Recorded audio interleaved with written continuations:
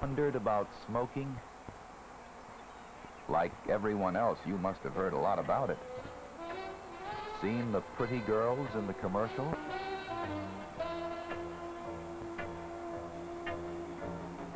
Want to be young again? Want to be in love?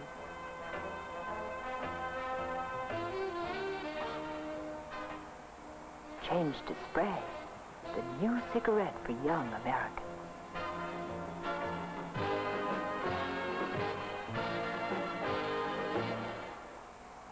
Perhaps you've also read the warning on cigarette packs now required by the United States government on all commercially produced these days about cigarettes and their effects on health. Parents are, but so are others. The United States Surgeon General, for instance, issued a report that caused much national alarm. It caused people of all ages to think seriously about their habit of smoking and about their health. Young people, people in high schools, have most to lose because they have most of the health. Ain't you got no rhymes for me? Do it and do feeling groovy. But obviously, nobody falls over dead when he smokes a cigarette. You know lots of people who smoke. You yourself may even smoke. Some people who don't smoke have gotten lung cancer. Although this is not common, it does add to the confusion. Well, what are the facts? Just what do we know about smoking and its hazards to health?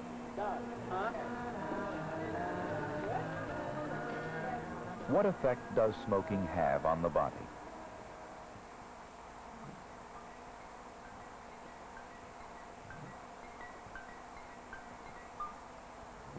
Air first or nose into the trachea.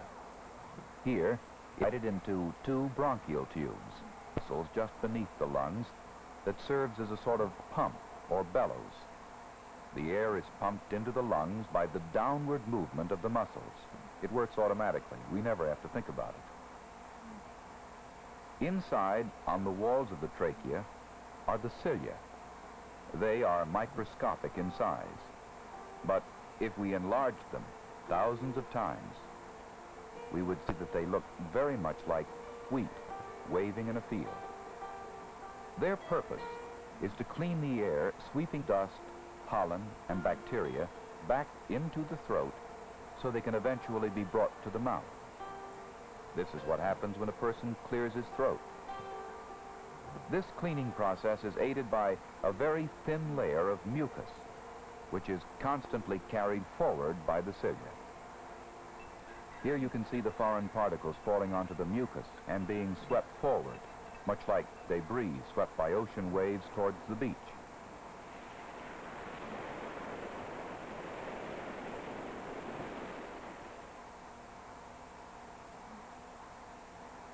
Deep inside each of the lungs is where air gets into the blood. The lung is not hollow, as many people think, but contains small pouches called alveoli. The wall of each alveolus serves as a special membrane through which oxygen enters the blood and carbon dioxide leaves it. The total outside dimension of the lung is not the important factor. It is the vast membrane area of all the walls of all the alveoli that gives us the necessary space to properly exchange oxygen and carbon dioxide. Scientists have calculated that if alveoli in a healthy lung were broken apart and placed side by side, they would cover an area equal to the size of this regulation tennis court. If a group of alveoli in the lungs were removed or destroyed, the amount of membrane area available to the lung would be immediately reduced. You have seen how each part of the respiratory system does its own individual job. But let's go back to our original question. Is smoking actually harmful? Smoke, like a number of other things, is an irritant. All irritants that enter our breathing system are harmful.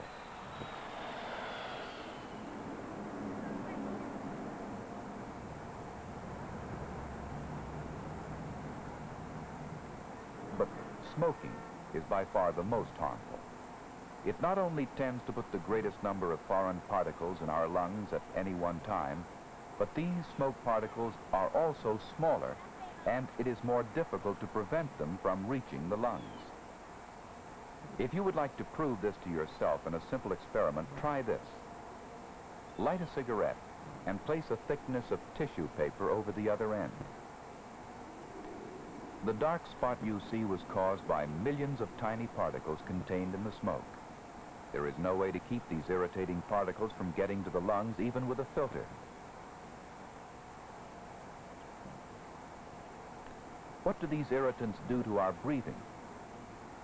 Since the trachea and the bronchi are the first parts of the system that receive the irritant or smoke, they are the first parts that are damaged. Remember the cilia fibers and their job of keeping the trachea clean? As these excessive gases and particles increase, the action of the cilia fibers slows down. Over a period of time, they gradually wither and die.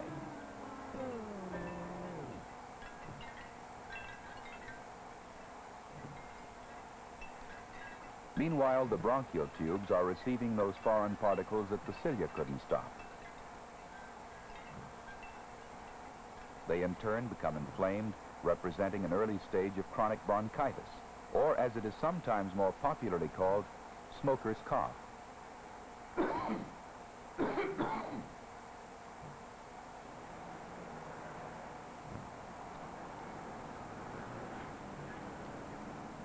Although it takes years for the lungs to become permanently damaged, this is definitely the beginning. Also, nicotine and other impurities are now entering the bloodstream by way of the lungs, and these, like all other poisons, will cause harm to the body. What effect does all of this actually have on a person's life? The first effects a smoker notices are relatively minor, nothing more than a slight cough or raw throat.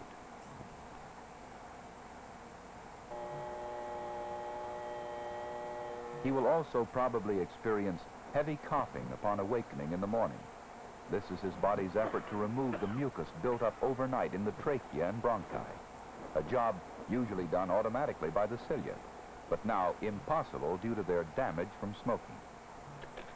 Later, if he continues to smoke, he may notice an actual decrease in physical stamina. This doesn't mean that he can't join in athletics. You probably know many smokers who do. But most athletes agree that smoking does impair endurance and the ability to excel in top competition. An outstanding swimmer will still be good, but he can lose the expert breath control needed to shave off those extra winning seconds. He may let the team down.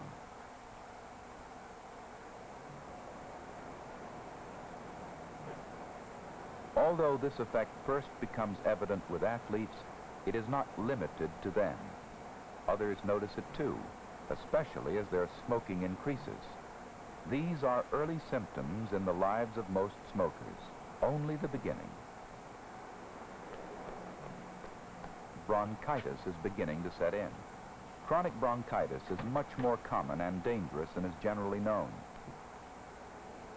As people continue to smoke, the constant irritation causes permanent damage to body tissues, particularly the lungs. If we could see them, they would appear to be literally sprinkled with tobacco stains, much the same as the dark spot in the tissue made by the cigarette in our earlier experiment. The even more crippling condition called emphysema is the result of the breakdown in the alveoli. When this happens, there are fewer walls left for this exchange. Remember our tennis court? Breathing capacity has now been cut. As more and more of the lung is destroyed, the smoker gets short of breath, even with smaller amounts of exertion.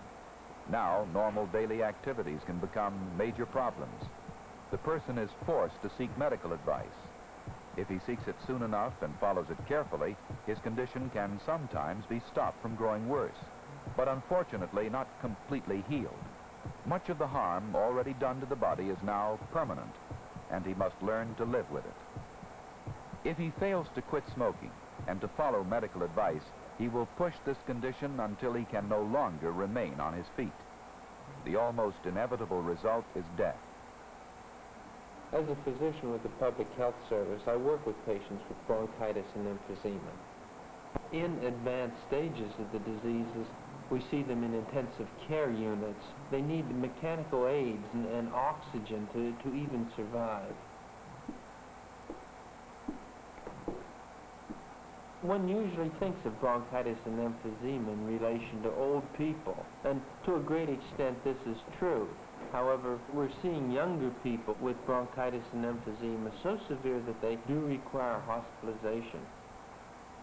I've seen hundreds of these patients, and I don't really have to ask whether they've been heavy smokers or not. The answer is always the same. They have been.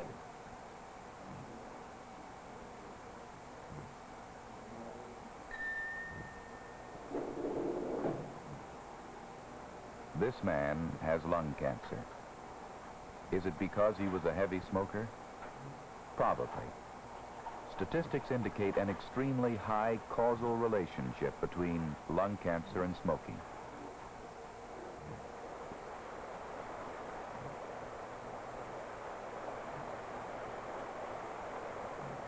What is the answer? Science has demonstrated a definite relationship between smoking and lung disease. The evidence is overwhelming. No doubt, some of you who smoke don't intend to stop. Will you get lung disease? Chances are that you will. Are you willing to take that chance?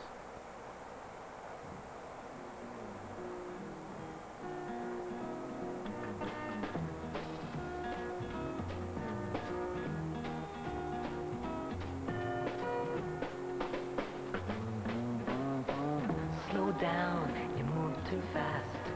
You got to make the morning last. Just kicking down the cobblestones, looking for fun and feeling groovy. La-da-da-da-da-da, feeling groovy. Hello lamppost, what you knowin'? I come to watch your flowers growin'. Ain't you got no rhymes for me? Do it and do-do, feelin' groovy. Da-da-da-da-da-da, feelin' groovy.